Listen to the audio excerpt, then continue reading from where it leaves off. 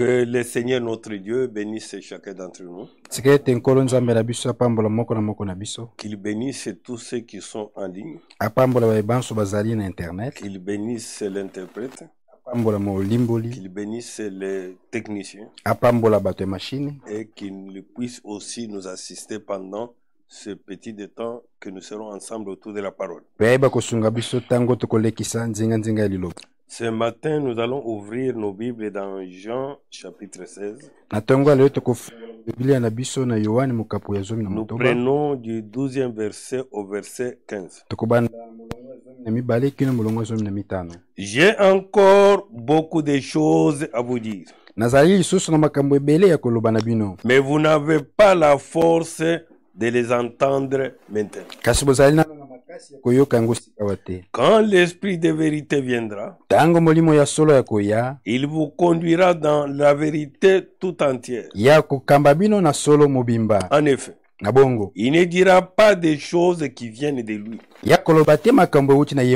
mais il dira tout ce qu'il entendra et vous annoncera ce qui doit arriver. L'Esprit de vérité montrera ma gloire, parce qu'il recevra ce qui est à moi et il vous l'annoncera. Tout ce qui est à mon Père est aussi à moi. C'est pourquoi je vous ai dit, l'Esprit de vérité recevra ce qui est à moi et il vous l'annoncera. Amen. Amen. Nous prions. Dieu Tout-Puissant, Créateur du ciel et de la terre. Nous voici à ce moment très précis devant ta face, où nous faisons appel à ton secours, afin que l'Esprit Saint puisse nous assister. L'Esprit Saint puisse placer la parole dans nos cœurs, et que la parole qui sera prêchée puisse aider chacun de nous. Créateur du ciel et de la terre, toi qui connais nos multiples besoins, sois réellement la solution, sois réellement la guérison pour ceux qui sont malades, et sois de tout pour nous, Seigneur. Nous nous confions en toi, Père. Te confions ces Écritures. Te confions tout ce que nous puissions dire en ces lieux. Au nom tout-puissant de notre Seigneur et Sauveur Jésus-Christ. Amen. Amen. Oui, mes bien-aimés, frères et sœurs, ici, on nous parle au verset 12. C'est le Seigneur Jésus qui parlait. J'ai encore beaucoup de choses à vous dire, mais vous n'avez pas la force de les entendre maintenant. Quand l'Esprit de vérité viendra, il vous conduira dans la vérité tout entière. Amen. Amen. Nous allons ce matin parler du conducteur. Notre sujet, c'est le conducteur. Oui, mon frère. Oui, ma soeur. Toute personne dans sa vie a besoin, surtout les petits-enfants, de quelqu'un qui doit les conduire, afin qu'ils puissent bien marcher, bien faire quelque chose. En tout ça, mon frère, ma soeur, l'homme a besoin d'un conducteur. Nous aussi, en tant qu'enfants de Dieu, et surtout dans ce temps très difficile, un moment de séduction comme ce moment, nous avons un réel désir d'un conducteur, de quelqu'un qui doit nous conduire. C'est lui qui doit conduire nos vies, c'est lui qui doit conduire notre parler, c'est lui qui doit conduire notre marche, et c'est lui qui doit conduire nos pas. Oui, c'est autour de ça que nous parlons ce matin. En prenant la version Scofield ou Louis II. Alors, nous voyons tout d'abord comment a été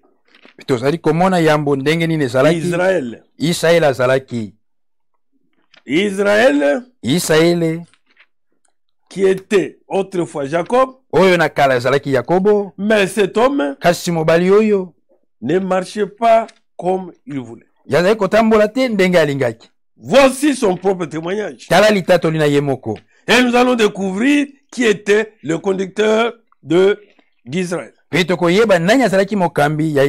Nous sommes dans Genèse 48. Nous prenons à partir du verset 8. Il est écrit là-bas. Israël regarda les fils de Joseph et dit, qui sont ceux-ci? Joseph répondit à son père, ce sont mes fils que Dieu m'a donné ici. Israël dit, fais-les, je te prie, approchez de moi pour que je les bénisse. Israël était déjà vieux. Ses yeux étaient même déjà faibles. Comme lui-même le dit, il n'avait même pas l'espoir qu'il allait voir Joseph. Puisqu'il savait que Joseph était mort. Mais Dieu lui a fait cette grâce. Pas seulement de revoir Joseph, mais de revoir même les enfants de Joseph. Alors c'est ainsi qu'il pouvait poser la question. Qui sont ceux-ci qui étaient avec Joseph? Et Joseph pouvait répondre que c'était ses fils. Et que amener ses enfants afin qu'ils soient bénis. Verset 10. Les yeux d'Israël étaient appesantis par la vieillesse. Il ne pouvait plus voir. Joseph les fit approcher de lui. Et Israël leur donna un baiser et les embrasse. Israël dit à Joseph, je ne pensais pas revoir ton visage. Et voici que Dieu me fait voir même ta postérité.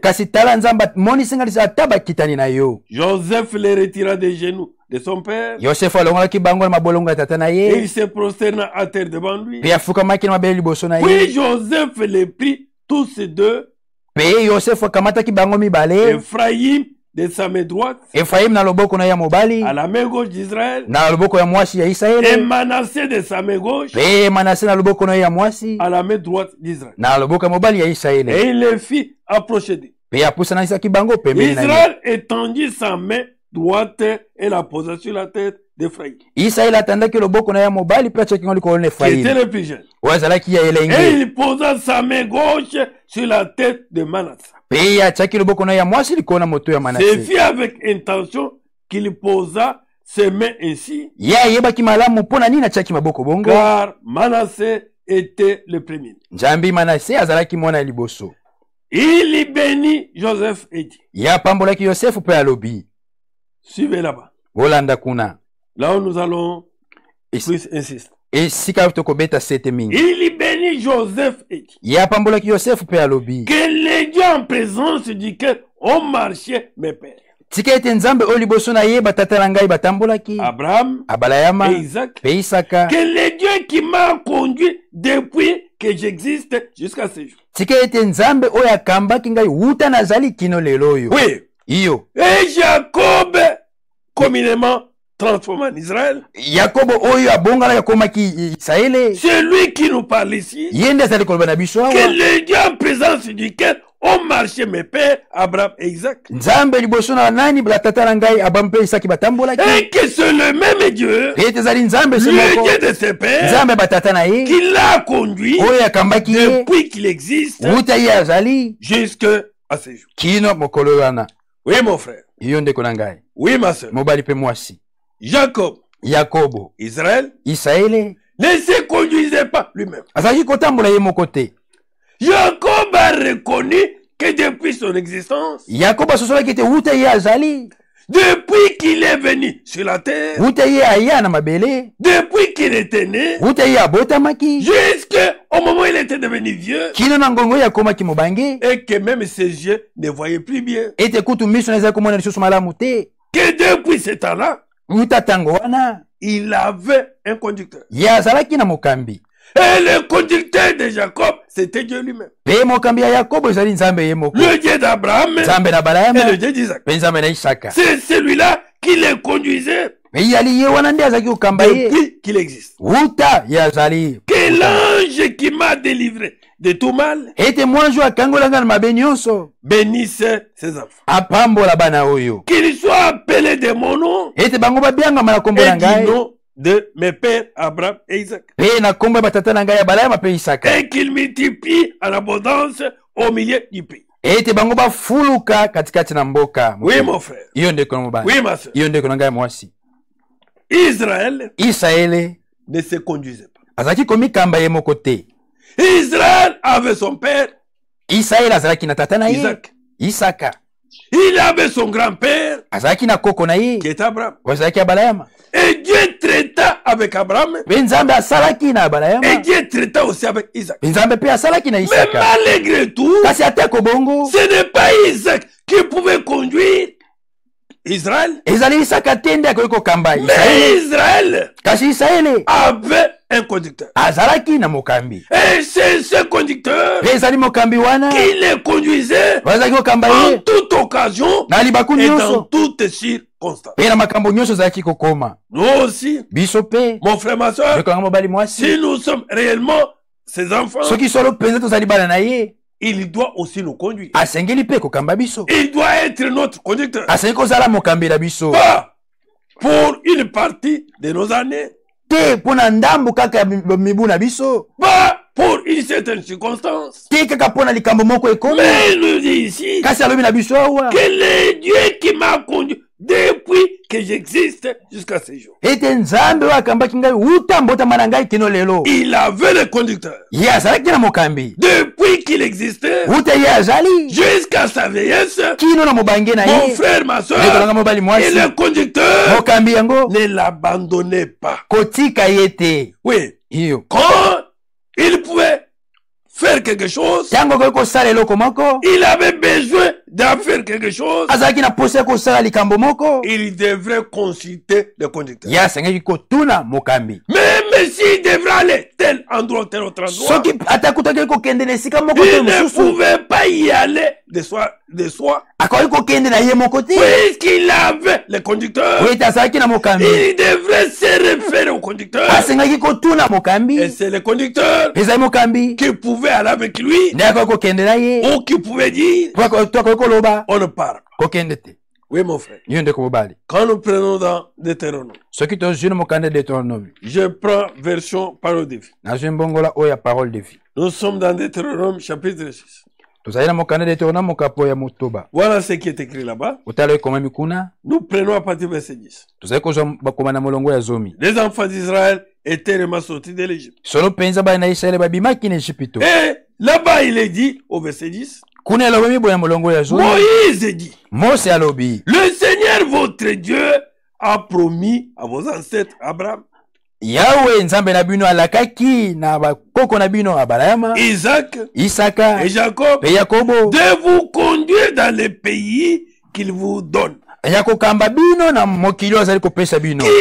fait la promesse. Pas que eux-mêmes puissent se conduire. Il a fait la promesse de leur donner un pays et que c'est lui seul qui devrait les conduire dans ce pays. Eux ne connaissaient pas ce pays. C'est ainsi qu'ils avaient besoin d'un conducteur. Nous aussi, nous ne connaissons pas la nouvelle Jérusalem qui nous a été préparée. Nous avons besoin d'un conducteur qui doit nous amener là. Oui. Il dit là-bas, Moïse dit, le Seigneur votre Dieu a promis à vos ancêtres, Abraham, Isaac et Jacob, de vous conduire dans les pays qu'il vous donne. Quand il vous aura fait entrer dans ces pays, vous trouverez là des villes grandes et belles que vous n'avez pas bâties, des maisons remplies de toutes sortes de bonnes choses que vous n'y avez pas mises. Vous trouverez là des puits que vous n'avez pas creusés, des vignes et des oliviers que vous n'avez pas plantés. Quand vous aurez mangé à votre faim, alors faites attention. N'oubliez pas le Seigneur qui vous a fait sortir d'Égypte, où vous étiez esclaves. De même aussi, mon frère, ma soeur, vous êtes esclaves du diable. Dieu est dans son amour immense. Dans son amour immense, nous a fait sortir. C'est ainsi, mon frère, ma soeur, n'oublions jamais, c'est Dieu-là qui nous a libérés. Amen. Mais nous faisons plus esclaves du monde. Mais nous faisons plus esclaves de coutumes. Mais nous faisons plus esclaves de la science ou des hommes. Il parlait à ses enfants d'Israël qui devraient faire attention. Alors faites attention. N'oubliez pas le Seigneur qui vous a fait sortir d'Égypte, où vous étiez esclaves. Vous respecterez le Seigneur votre Dieu, vous les servirez et vous ferez des serments seulement en son nom. Vous ne suivrez pas d'autres dieux, les dieux de peuple qui vivront autour de vous. En effet, le Seigneur votre Dieu, qui est au milieu de vous, est un Dieu exigeant. Attention, ne les mettez pas en colère. Il pourrait vous supprimer de la surface de la terre. Ne provoquez pas le Seigneur votre Dieu comme vous l'avez fait à Massa. Respectez fidèlement les commandements, les enseignements et les lois que le Seigneur votre Dieu vous a donné. Oui, mon frère. Oui, ma soeur. Ces gens veulent les conducteurs pour qu'ils puissent continuez à les conduire. C'est ainsi qu'il est dit là-bas. Faites attention. Respectez les enseignements. Respectez les commandements. Respectez les lois. Respectez les règles telles que le Seigneur vous l'a donné. Oui. Ne provoquez pas le Seigneur votre Dieu comme vous l'avez fait à Massa. Oh, le peuple murmura contre Dieu et contre Moïse. Respectez fidèlement les commandements, les enseignements et les lois que le Seigneur votre Dieu vous a donné. Faites ce qui est droit, ce qui plaît au Seigneur. Alors vous serez heureux et vous pourrez posséder le beau pays que le Seigneur a promis à vos ancêtres. Vous repousserez loin de vous tous vos ennemis, comme le Seigneur l'a promis. Plus tard, vos enfants vous demanderont pourquoi est-ce que le Seigneur, notre Dieu, vous a donné ces enseignements, ces lois et ces règles. Vous leur répondez, nous étions esclaves du roi d'Égypte, comme nous aussi on est esclaves du diable et de tous ces démons. Mais le Seigneur, dans son amour immense, nous a libérés. Akangoli biso. Nous sommes maintenant libres. Tozali sika wansomi. Nous ne sommes plus esclaves du diable. Tozali susu baumbo ya diabolo te. Nous ne sommes plus esclaves des démons. Tozali susu baumbo ya diabolo te. Non plus de traditions. Non plus de credo. Non plus de dogmes. Non plus de nous avons notre conducteur qui doit nous amener là où il a préparé pour nous. Oui, c'est certain. Nous y arriverons si nous respectons les enseignements, les commandements et les règles telles que le Seigneur nous a donné ça dans sa parole. Il nous dit plus tard, plutôt, vous repousserez loin de vous tous vos ennemis. Comme le Seigneur l'a promis. Plus tard, vos enfants vous demanderont pourquoi est-ce que le Seigneur, notre Dieu, vous a donné ces enseignements, ces lois, ces règles. Vous leur répondrez, nous étions esclaves du roi d'Égypte, mais le Seigneur nous a fait sortir de son pays par sa grande puissance. Le Seigneur a fait devant nous les grandes actions. Des actions vraiment frappantes. Ainsi, il a fait venir le malheur sur le roi d'Égypte, sur sa famille et sur tout son peuple. Et nous, il nous a fait sortir de là-bas pour nous conduire dans les pays qu'il veut nous donner. Oui. Oui, mon frère. Ces gens ne connaissaient pas ces pays.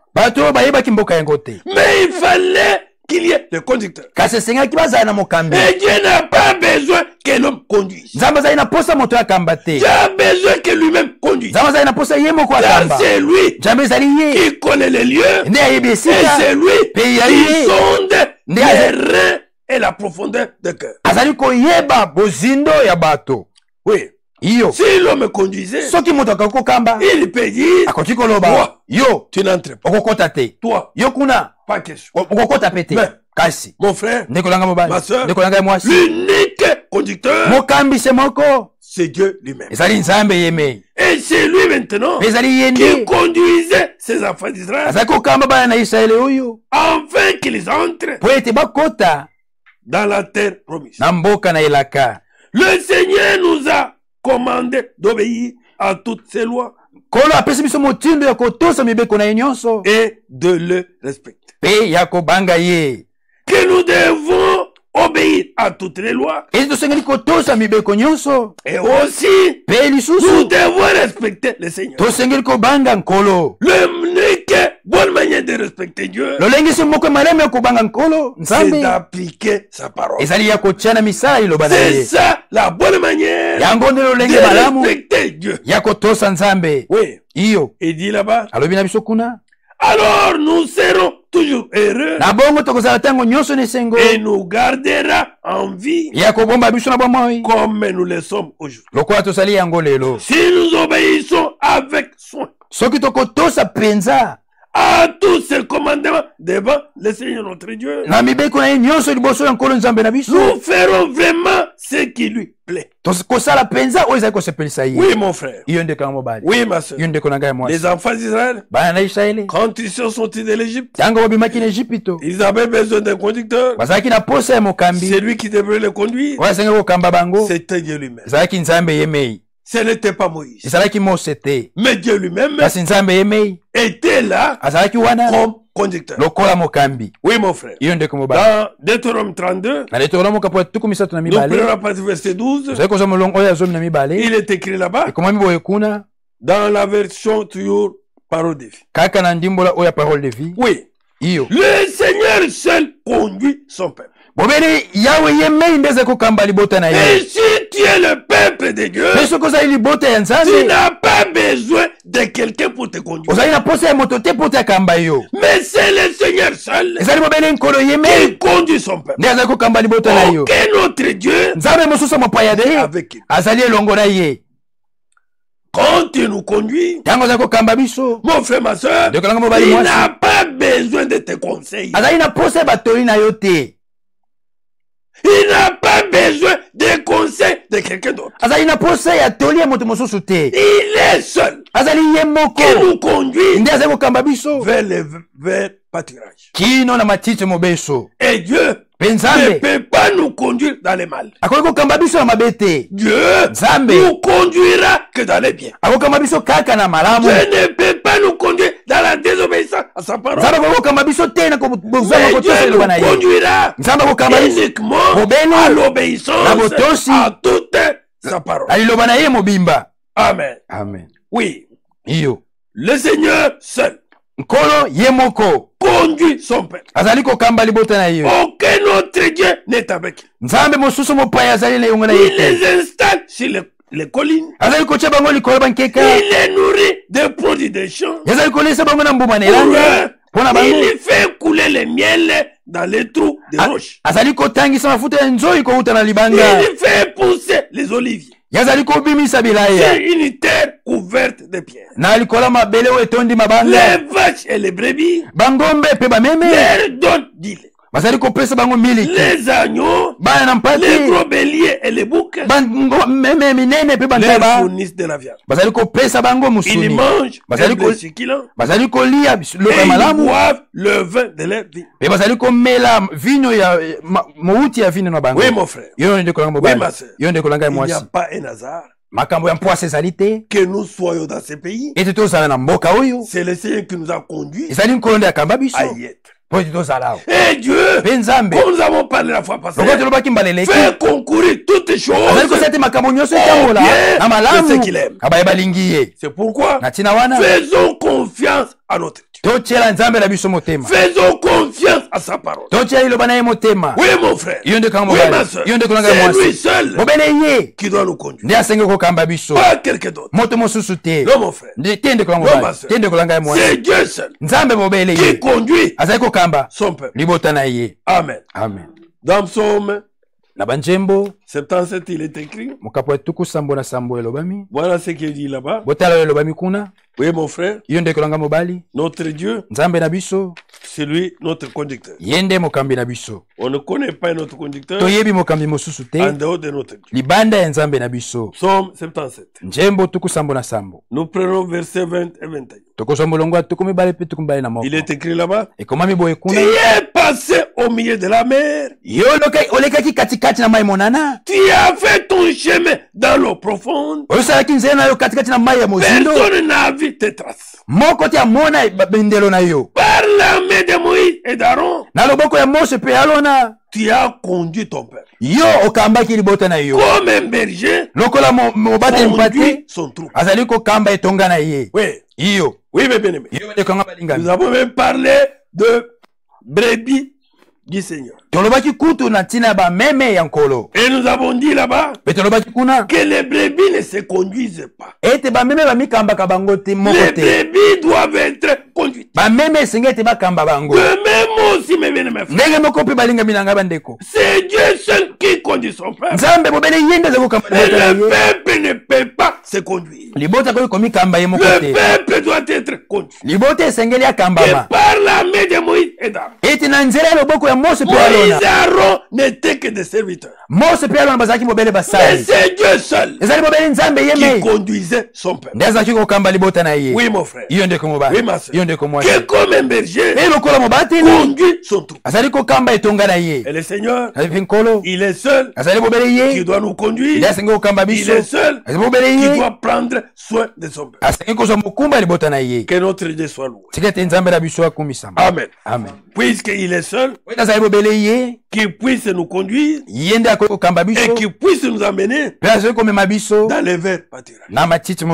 Oui, mon frère. Oui, ma soeur. Notre Dieu, en tant que conducteur, ne nous amènera jamais en enfer. Akoki komema biso ata mokete na lifelo. Si nous restons obéissants à sa parole, soki totikali kotosaka liloba na ye, et que nous pratiquons sa parole, tozali kosalela liloba na ye, mon frère, ma soeur, notre Dieu nous conduira dans ces milliers-là na esika wana de bonheur. Oya esengo. Qu'il est parti nous préparer. Comme il a dit dans Jean 14. Que je vais vous préparer une place. Et quand j'aurai préparé, je viendrai et je vous prendrai. Gloire à Dieu.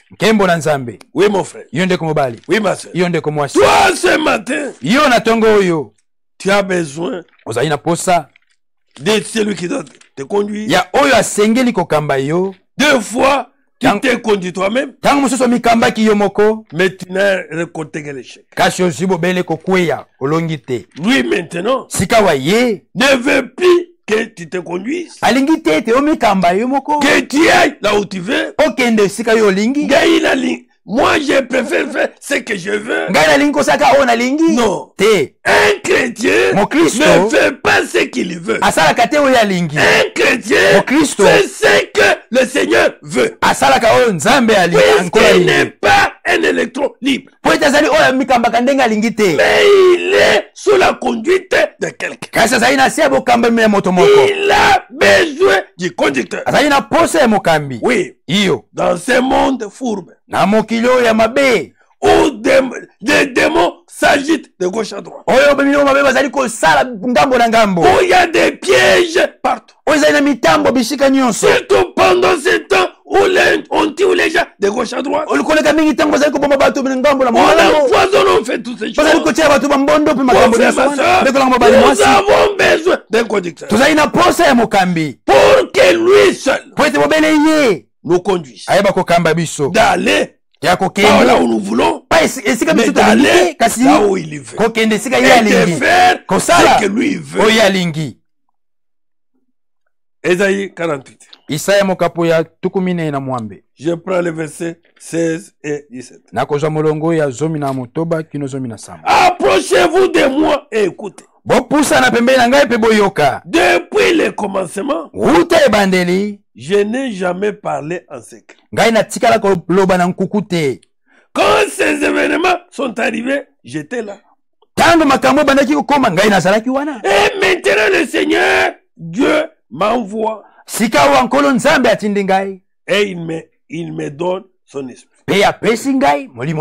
Voici ce que dit ton libérateur, le Seigneur, le Dieu saint d'Israël. Ton Dieu, c'est moi le Seigneur. Je t'enseigne ce qui est le meilleur pour toi. C'est moi qui te conduis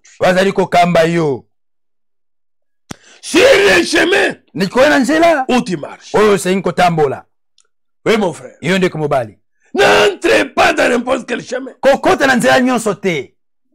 Ne va pas n'importe où. Ne fais pas n'importe quoi. Mais tu as, mon frère, c'est lui qui doit te conduire. C'est lui qui vient de dire. Je répète. C'est verset 17. Voici ce que dit ton libérateur, lui qui t'a libéré du péché. Il t'a libéré dans la main du diable. Lui ton parent rédempteur. Voici ce que dit ton libérateur, le Seigneur, le Dieu saint d'Israël. Amen. Amen. Ton Dieu, c'est moi, le Seigneur. Il n'y a pas notre Dieu. Ton Dieu, c'est moi, le Seigneur. Je t'enseigne ce qui est le meilleur pour toi. Ce que le Seigneur nous donne dans sa parole, c'est ce qui est meilleur pour nous. Et c'est Dieu seul qui nous enseigne. C'est pourquoi quand la parole nous enseigne, nous, ses fils et ses filles, nous disons Amen. Oui, mon frère. Oui, ma soeur. Pour toi. nazali kolakisa ozali malamu koleka pona yo. C'est moi qui te conduis. Ezali ngai nde nazali kokamba yo. Sur le chemin likolo na nzela où tu marches. Ozali kotambola. Oui mon frère. Yo ndeko nanga mobali. Oui ma soeur. Yo ndeko nanga mwasi. Mais dans ce que tu fais là. Dans ce que tu fais. Na ozali kosala. Dans cette voie-là empreinte. Na nzela ozali kolanda. Est-ce que c'est lui qui t'envoie? Ezali yende atindi yo. Est-ce que c'est lui qui est avec toi? Ezali yende azali na yo. Ou c'est tu as envié? To peyo lula kinde. Puisque tu as vu les autres faire. Loko mo ki bamsuba zali kosala yango. Toi aussi. Yo pe tu le fais. Ozali kosala yango. Un chrétien mon Christo ne fait pas puisque les autres le font. Asala kate pote bamsuba bazali kosala. Mais un chrétien kasi mon Christo le fait puisque le Seigneur le veut. Alingi yango. Oui. Iyo. C'est moi qui te conduis. Zali ngai nde zali kokamba yo. Sur le chemin. Ndiko na nzela. Où tu marches. Kati na nzela zali kotambola. Mon frère. Oh ndeko na mobali. Ma soeur. Ndeko na ngai mwasi. Ne te laisse pas conduire par les hommes. Komitika te okamba na bato. Ne te laisse pas conduire par des démons. Kotika te omikamba na milimo mabe. Ne te laisse pas conduire par l'envie. Komitika te okamba na kolula. Non mon frère. Tende kwa mobali. Tende kwa ngai mwasi. Tu as un conducteur. Ozali na mokambi. C'est le Seigneur. Ezali nkolo lui-même. Yeme. Oui. Iyo. Esaïe 49. Esaya mokapo ya 14 na libwa. À partir du verset 8. Kobana mulongo ya mwambe. Le Seigneur dit. Nkolo alobi. Au bon moment. Na tango malamu. Je te réponds. Na ko yanola yo. Au bon moment. Na tango malamu. Je te réponds. Nazali ko yanola yo. Et le Seigneur Nkolo répond toujours. Nazali ko yanola tango nyonso. Au bon moment. Na tango malamu. Quand le jour du salut est arrivé. Na tango mokolo ya lobiko. Je suis venu à ton secours. Na ye na lisungi na yo. C'est moi qui t'ai formé. Ngai nde na salaki yo. Et toi? Pe yo. Je réalise mon alliance avec le peuple. Nazali kokokisa boyoka na ngai na libota. Je vais relever le pays d'Israël. Nazali nakozongisa mokili na Israele. Je vais de nouveau distribuer les parts de cette terre maintenant détruite. Nakokabola lisusu libula ya mabele oyo ebebisamaki. J'ai dit aux prisonniers. Nalobi na bakangemi. À ceux qui vivent dans les noirs. Na bazali kobika na molili. Sortez. Bobima. Venez à la lumière. Boya na pole. Ils trouveront de la nourriture le long de la route. Bango bakokuta bilei na nzela. Ils pourront manger sur toutes les collines. Bakoti kolia la bankoto nyonso. Ils n'auront plus faim. Bakozala lisusu na nzala te. Ils n'auront plus soif. Bakozala lisusu na posa ya mai te. Ils ne souffriront plus. Bakonyoka ma lisusu te. Du vent brillant du désert. Ya mopepo ezali kozikisa ya mbiliki. Du soleil. To pe ya mosi. En effet. Na bongo. Avec tendresse. Na boyambi. Avec tendresse. Na boyambi. Je les conduis. Ngai na kokamba bango. Amen. Amen. Que je vais conduire mon peuple. Ete na kokamba libota na ngai. Avec tendresse. Na boyambi. Je les mènerai au bord des sources fraîches. Ngai na komema bango pembeni ya bitima ya mai. Le Seigneur nous amène qu'à un lieu favorable. Nkolo za kokamba biso kaka bobene bisika ya malamu. Un lieu qui contribue à notre bien. Esika ozali kosala pona bolamu na biso. C'est pourquoi tout ce qu'il fait. Na tina wana nyonso ozali kosala.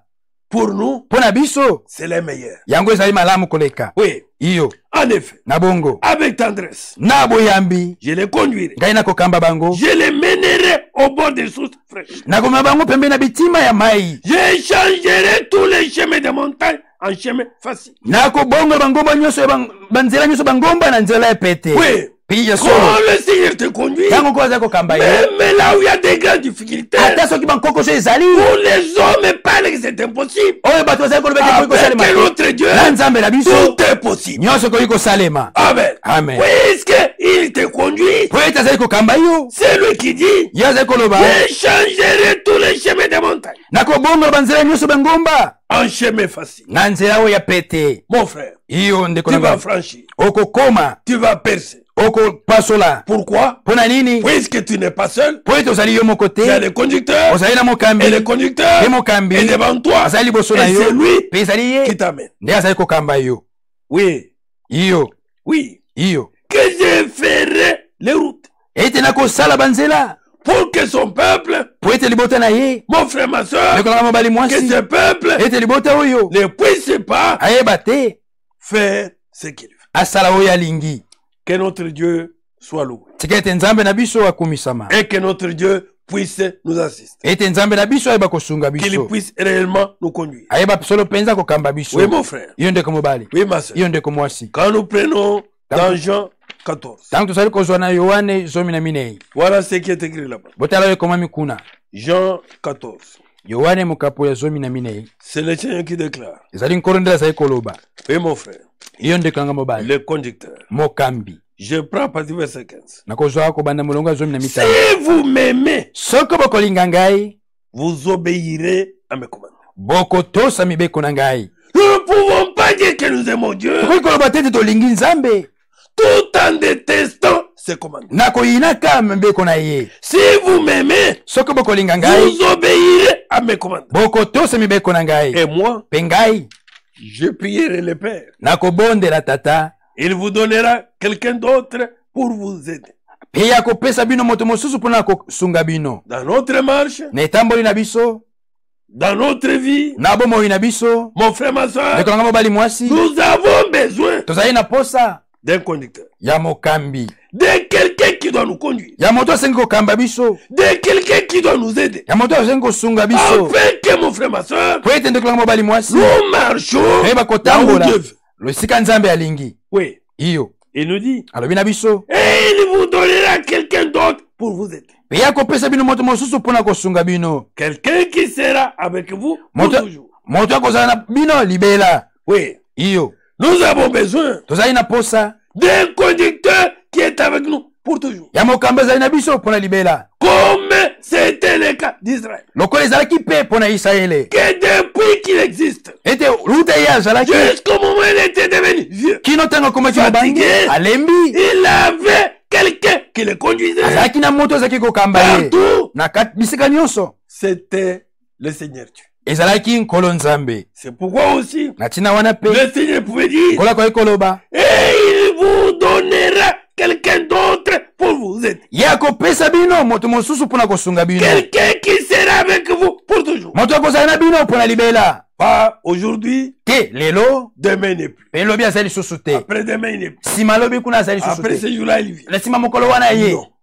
Le conducteur est permanent. Le conducteur, il est toujours avec nous.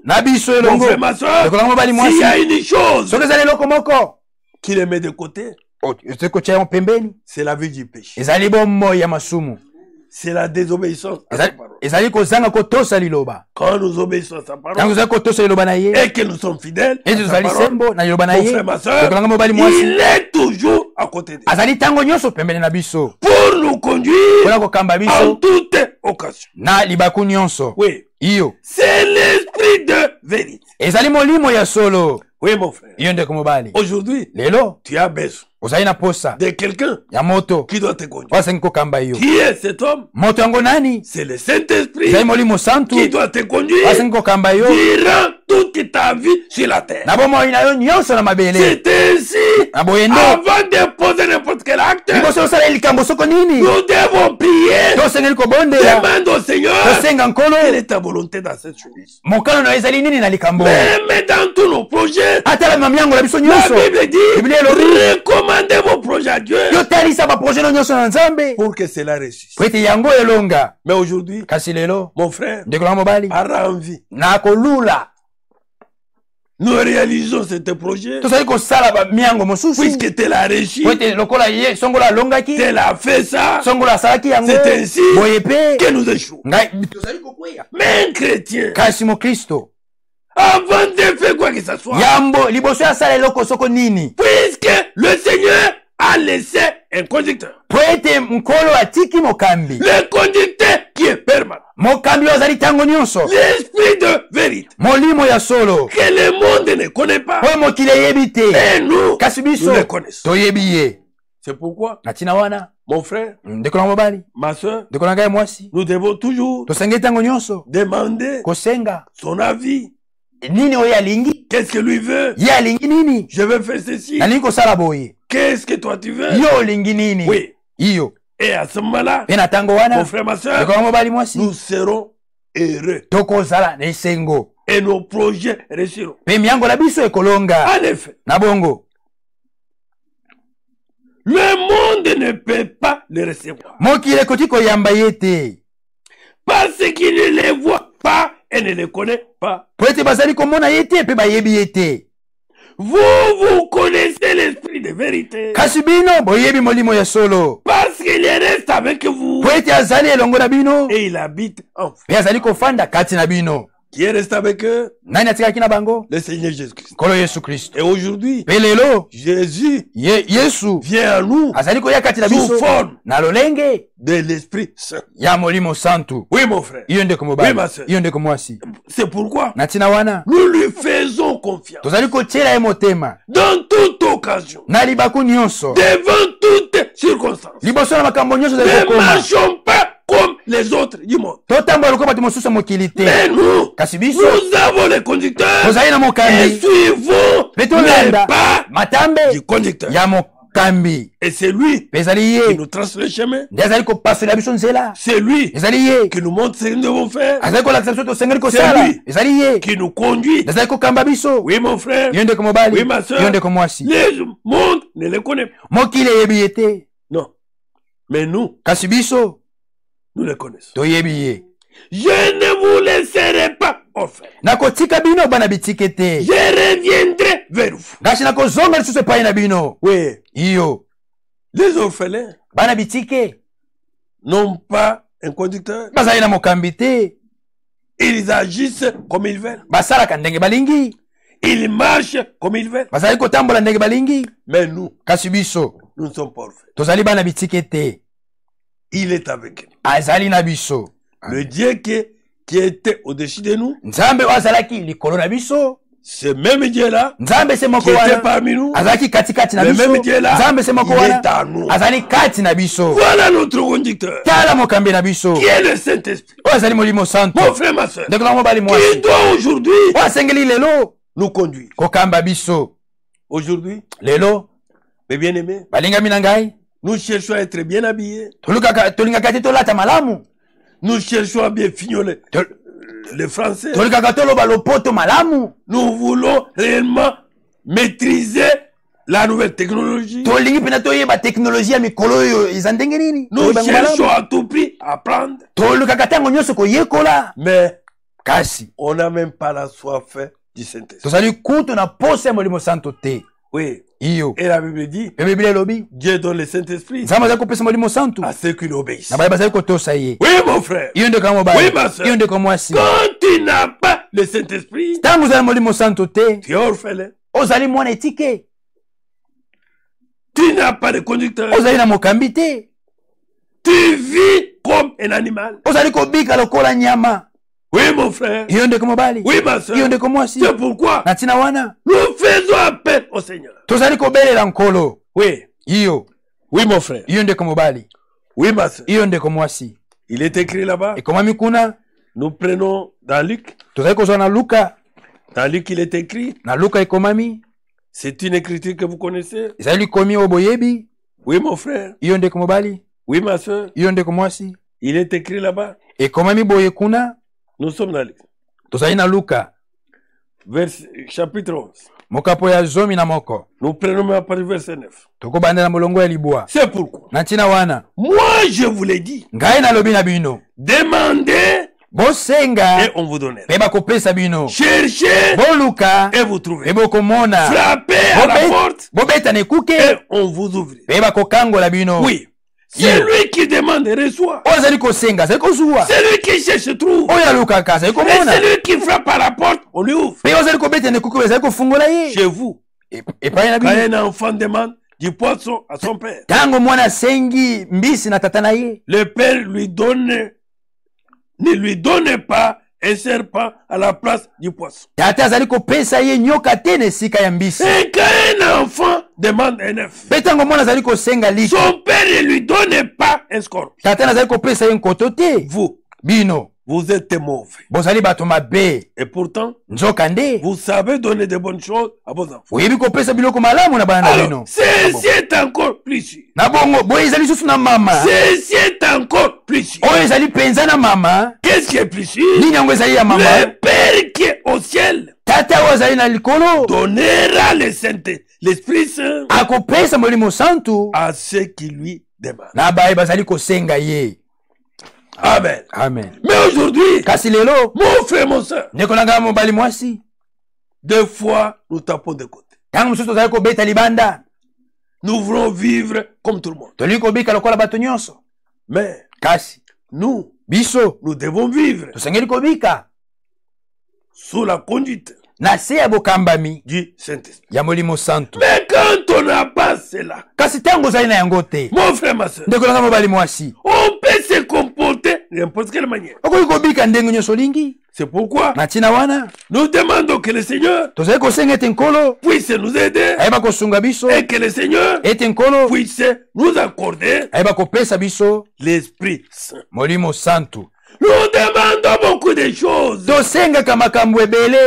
Nous tapons à côté, mon frère, ma soeur. Nous laissons de demander le conducteur qui est le Saint-Esprit qui doit nous conduire pour toute notre vie.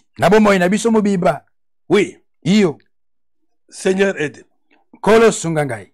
Oui, mon frère. Il est écrit dans Acte 5, verset 32, il est écrit, nous sommes témoins de tout cela. Nous et l'Esprit Saint qu'il a donné à ceux qui lui obéissent. Chez Corneille là-bas, puisqu'ils avaient obéi à la parole, c'était des païens comme moi et toi. Et le Seigneur les avait accordés.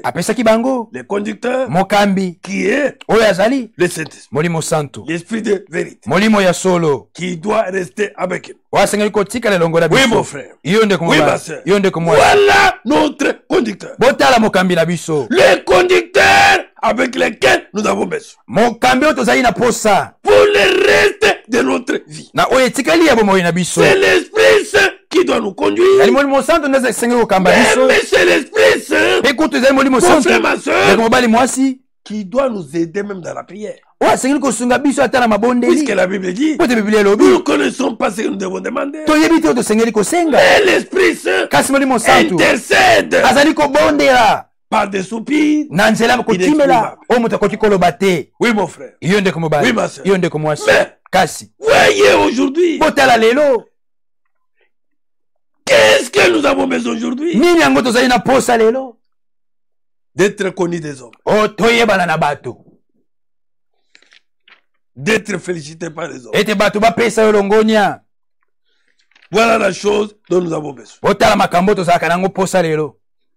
Mais ce qui est essentiel, l'Esprit de vérité, le conducteur que le Seigneur nous a laissé. Mon frère, ma soeur, nous n'avons même pas besoin de lui. Nous ne les cherchons même pas. Nous ne demandons même pas ça à Dieu. Oui, mon frère. Oui, ma soeur. Et nous n'obéissons pas à la parole de Dieu. Pour que l'Esprit Saint vienne.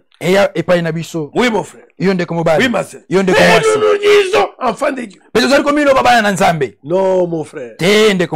Non, ma soeur. Ne nous trompons pas. Ne calmons pas notre conscience. Car il est écrit dans Romains 8. Je prends le verset 14.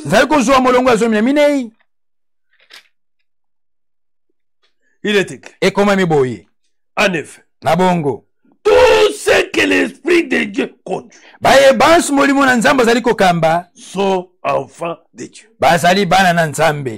Amen. Amen.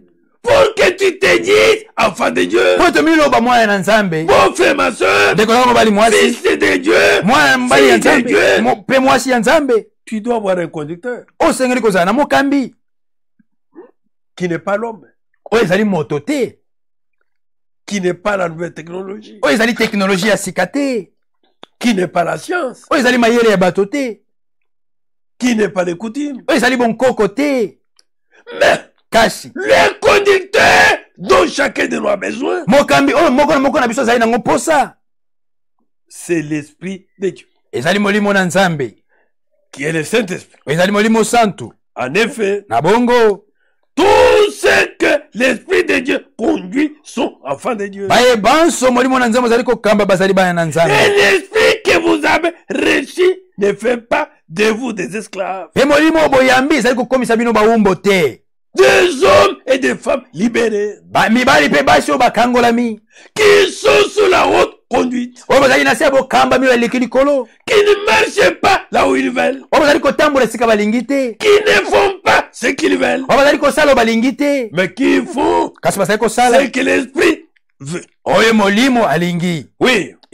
Oui, ma soeur. Oui, mon frère. Quel est l'Esprit que vous avez reçu? Ne fait pas de vous des esclaves qui ont encore peur, mais il fait de vous des enfants de Dieu. Oui. Ce conducteur fait de nous des enfants de Dieu. Et par cet esprit, nous crions vers Dieu en lui disant Abba Père. L'Esprit Saint lui-même nous donne ce témoignage. Nous sommes enfants de Dieu. Oui, mon frère. Oui, ma soeur. Et cet Esprit Saint, qui est le véritable conducteur, ne conduit que ses enfants. Oui, mon frère. Oui, ma soeur. Nous voulons arrêter pour prier. Pose-toi la question. Qui est ton conducteur? Qui conduit ta marche? Qui conduit ta vie? Qui conduit tes actions? Oui. Oui, mon frère. Ce jour-là, Paul a trouvé les gens qui manquaient le conducteur. Il a regardé les manières d'agir des choses, comment ils s'organisent. Ils font des histoires contrairement à la parole. Ils ne se réfèrent même pas à la parole. Non. Dans telle église on fait ça. Non. Non, mon frère. Non, ma soeur. Nous devons agir conformément à la parole. Car le conducteur ne nous conduira pas en dehors de la parole. Oui, mon frère. Oui, ma soeur. On nous dit là-bas, l'Esprit Saint lui-même nous donne ce témoignage. Nous sommes enfants de Dieu. Alors si nous sommes enfants de Dieu, nous recevrons en partage les biens promis par Dieu à son peuple. Et c'est bien, nous les recevrons avec le Christ. Oui, mon frère. Oui, ma soeur. Et si nous sommes ses enfants, ce qui a été promis, c'est pour nous. Oui, mon frère. Oui, ma soeur. Oui. Si nous participons à ses souffrances, nous participerons aussi à sa gloire. Amen. Amen. Oui, mon frère. Pose-toi maintenant la question. Quel esprit te conduit? Qui est ton conducteur? Dans ta marche, dans ta prière, dans tes actions, dans ton travail, qui te conduit? Quel est l'esprit qui te conduit? L'Esprit Saint ne te conduira pas dans les mal. Que chacun se pose cette question et que chacun dans son cœur prie le Seigneur. Oui, mon frère, oui, ma soeur. Si la chose la plus précieuse à demander, c'est le Saint-Esprit. Pour que nous ayons un conducteur. pour que nous conduisons plus nous-mêmes, mais que nous soyons sous la haute conduite. Et c'est le même Saint-Esprit qui nous conduira, mon frère, ma soeur, jusqu'à là où le Seigneur est parti nous préparer de la place. C'est le même Saint-Esprit qui nous donnera la capacité d'être transmis afin de voir le Seigneur. Oui, mon frère. Oui, ma soeur. Pourquoi les véritables chrétiens ne sont pas des orphelins. Les véritables chrétiens ont le conducteur. Et leur conducteur, c'est le Saint-Esprit. Que Dieu vous bénisse. Prions le Seigneur. Dieu Tout-Puissant, Créateur du ciel et de la terre. Nous voici à ce moment devant toi, Père. Nous t'implorons, toi, le Dieu Tout-Puissant. Nous t'implorons, toi, l'auteur de la parole. C'est toi qui nous as cherchés. Tu nous as libérés de tout lien du diable. Père Céleste, afin que nous n'allons plus nous conduire nous-mêmes, que toi seul, à travers ton Saint-Esprit, nous soyons conduits. Oh Dieu, venant à ce moment, avec chaque frère, chaque soeur, c'est lui qui a écouté cette parole. C'est lui qui a la soif du conducteur. Ne l'abandonnez pas, Seigneur. Ne le laissez pas aller sans conducteur. Baptise le Père du feu et du Saint-Esprit. Seigneur notre Dieu, pendant ce temps fourbe, oh Dieu, que l'Esprit Saint puisse témoigner à chacun qu'il est enfant de Dieu et que chacun puisse marcher sous ta grâce. Dieu de gloire, le Dieu véritable, qui connaît les besoins pressants dans chaque cœur, Père, accorde ce qui est meilleur, qui est le baptême du Saint-Esprit. Oh Dieu, si longtemps les hommes ont conduit, nous voulons maintenant, Père, que l'Esprit Saint conduise. Nous conduise dans toutes nos actions, dans toute notre marche, dans notre parler. Père Céleste, aide ton peuple, aide tes enfants, aide tes rachetés.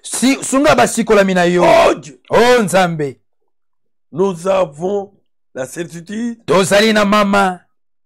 que ceux qui ont soif et ceux qui ont obéi à toute ta parole, au Père Céleste, tu leur accordes le conducteur, l'esprit de vérité, afin qu'ils vivent avec nous pour le reste de notre vie sur la terre. Dieu de gloire, tes fils et tes filles ont aussi d'autres besoins. Ouvre les portes, Seigneur notre Dieu, dans ce temps difficile. Ouvre les portes, bénis Seigneur, accorde tout ce qu'il faut sur le plan spirituel, le plan physique, le plan matériel et le plan financier. Dieu créateur de la terre, rend possible ce qui est impossible Car tu as promis. Nzambi olakaki. Toi seul. Obele yo. Tu vas tracer sur les montagnes. Yoko pasola nzali kolona ngomba. Des chemins faciles. Banzela oya pepe ya pete. Facile à ton peuple. Pete pona libota na yo. Facile à te racheter. Pete pona basikola mina yo. Facile à tes enfants. Pete pona bana na yo. Seigneur notre Dieu. Nkolo nzambe na biso. Oh Seigneur. Oh nkolo. Aide-nous. Sunga biso. Que nos vies soient transformées. Boyete bomo na biso mabongwana. Aide-nous. Sunga biso. Père Céleste. Katana lola. Pendant ce temps. Na tango oyo. À nous référer. Yakoyeba kotalela. Toujours à toi. Tango nyonso epai na yo. Seigneur. Kolo. Nous te faisons confiance. Tocheli yo motema. Bénis tous les auditeurs. Pambola bayoki nyonso. Bénis tous tes enfants. Pambola bana na yo nyonso. Bénis les traducteurs. Pambola molimboli. Bénis les techniciens. Pambola bato asali kosala machine. Bénis-moi aussi. Pambola ngai pe. En bénissant les autres. Nako pambola kaba mosusu. Seigneur notre Dieu. Kolo nzambe na biso. Nous croyons de tout notre cœur. Tondi na motema na biso mobimba. Que ce que nous t'avons demandé. Ete oto sengi yo. Nous l'avons obtenu. Tozui yango. Que l'honneur. Tikete lokumu. Que la gloire. Tikete nkembo. Que la victoire. Tikete longa. Te revienne. Ezonge pai na yo. Au nom de notre Seigneur. Na kombo ya nkolo na biso. Pemobikisi. Jésus Christ. Yesu Kristo. Amen. Amen. Que le Seigneur bénisse.